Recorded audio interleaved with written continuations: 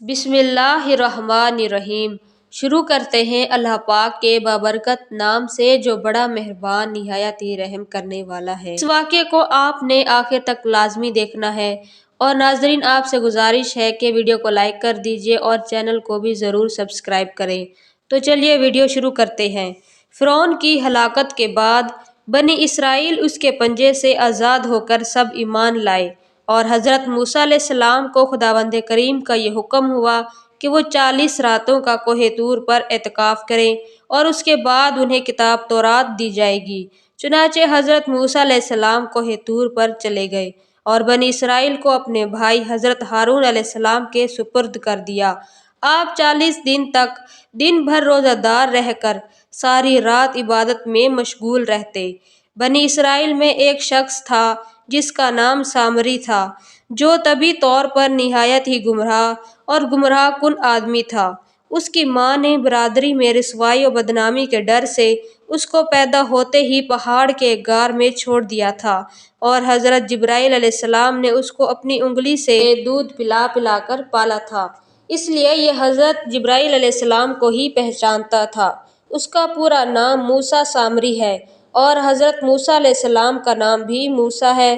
موسیٰ سامری کو حضرت جبرائیل علیہ السلام نے پالا تھا اور حضرت موسیٰ علیہ السلام کی پرورش فرعون کے گھر ہوئی تھی، مگر خدا کی شان کے فرعون کے گھر پر پرورش پانے والے موسیٰ علیہ السلام تو اللہ کے رسول ہوئے اور حضرت جبرائیل علیہ السلام کا پالا ہوا موسیٰ سامری کافر ہوا اور بنی اسرائیل کو گمراہ کر کے اس نے بچھڑے کی پوجا کروائی۔ جب کوئی آدمی ازل سے ہی نیک بخت نہیں ہوتا تو وہ بھی نامراد ہوتا ہے اور اس کی پرورش کرنے والے کی کوشش بھی ناکام جاتی ہے۔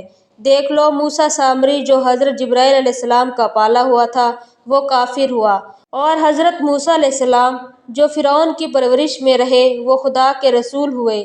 اس کا یہی راز ہے کہ جو موسیٰ سامری ہے ازل سے شقی اور پیدائشی بدبخت تھا، تو حضرت جبرائیل علیہ السلام کی تربیت اور پرورش نے اس کو کچھ نفع نہ دیا اور وہ کافر کا کافر ہی رہ گیا، اور حضرت موسیٰ علیہ السلام چونکہ ازلی سعید اور نیک بخت تھے اس لیے فرعون جیسے کافر کی پرورش سے بھی ان کو کوئی نقصان نہ پہنچا۔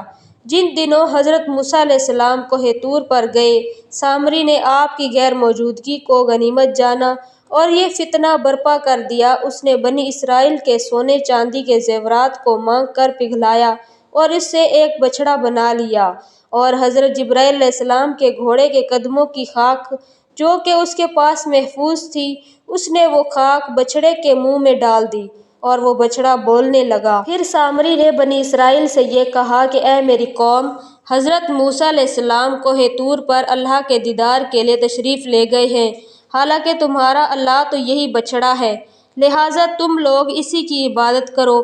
سامری کی اس تقریر سے بنی اسرائیل گمراہ ہو گئے اور 12,000 آدمیوں کے سوا ساری قوم نے چاندی سونے کے بچھڑے کو بولتا دیکھ کر اس کو خدا مان لیا اور اس کے آگے سر جھکا دیا اور اسی بچھڑے کو پوجنے لگے۔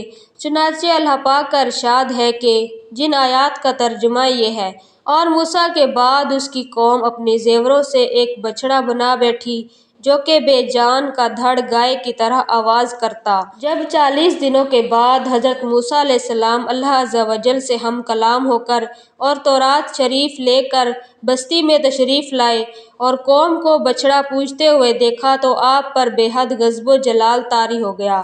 آپ نے جوش و غضب میں تورات شریف کو زمین پر ڈال دیا اور اپنے بھائی حضرت ہارون علیہ السلام کی داڑھی اور سر کے بال پکڑ کر گھسیٹنا اور مارنا شروع کر دیا اور فرمانے لگے، کیوں تم نے ان لوگوں کو اس کام سے نہیں روکا؟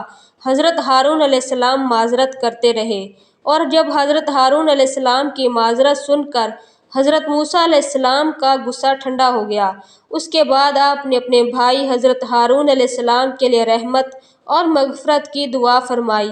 پھر آپ نے اس بچھڑے کو توڑ پھوڑ کر اور جلا کر اس کو ریزہ ریزہ کر دیا۔ پھر جب حضرت موسیٰ علیہ السلام نے تورات شریف کے احکام پڑھ کر بنی اسرائیل کو سنائے اور فرمایا کہ تم لوگ اس پر عمل کرو، جب بنی اسرائیل نے تورات شریف کے احکام کو سنا تو ایک دم انہوں نے ان احکام کو قبول کرنے سے انکار کر دیا۔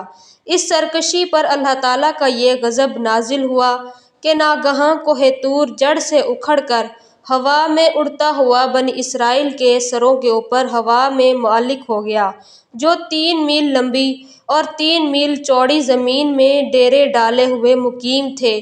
جب بنی اسرائیل نے یہ دیکھا کہ پہاڑ ان کے سروں پر لٹک رہا ہے تو سب کے سب سجدے میں گر کر عہد کرنے لگے کہ ہم نے تورات کے سب احکامات کو قبول کیا اور ہم ان پر عمل بھی کریں گے، مگر ان لوگوں نے سجدے میں اپنے رخسار اور بائیں بھووں کو زمین پر رکھا اور داہنی آنکھ سے پہاڑ کو دیکھتے رہے کہ کہیں پہاڑ ہمارے اوپر تو نہیں گر رہا۔ یہی وجہ ہے کہ آج تک بھی یہودی اس طرح ہی سجدہ کرتے ہیں۔ بہرحال بنی اسرائیل نے جب توبہ کر لی اور تورات کے احکام پر عمل کرنے کا عہد کر لیا تو پھر یہ پہاڑ اڑ کر اپنی جگہ سے چلا گیا۔ تو ناظرین کرام، یہ تھی آج کی ویڈیو۔ امید ہے کہ ویڈیو آپ کو اچھی لگی ہوگی۔ ویڈیو کو ضرور لائک کریے اور چینل کو بھی سبسکرائب کریں۔ ملتے ہیں اگلی ویڈیو میں۔ اپنا بہت سارا خیال رکھیے گا۔ تب تک کے لیے اللہ حافظ۔